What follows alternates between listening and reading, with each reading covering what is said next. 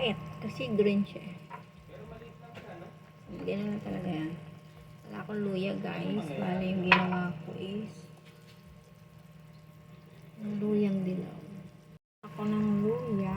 So ginawa ko, kinuha ko yung tangkay nito. Yun yung ginamit ko. Kasi pag itong dilaw, magkakakulay yung sabaw. Luyang dilaw ito. So kinuha ko yung tangkay, yun yung ginamit ko dito. Naubusan kasi ako ng luya. Ayoko naman bunutin yung luya ko, maliit pa.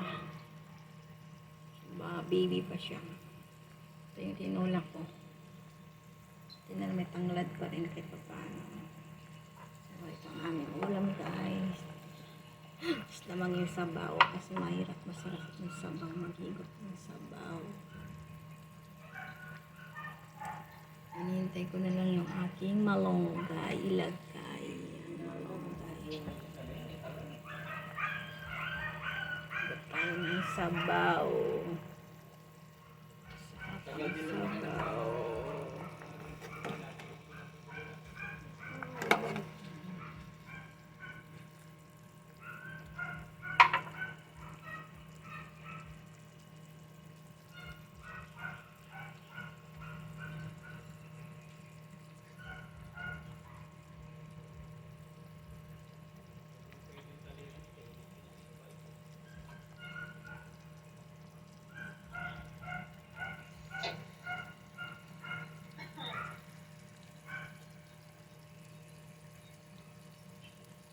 Malunggay na siya.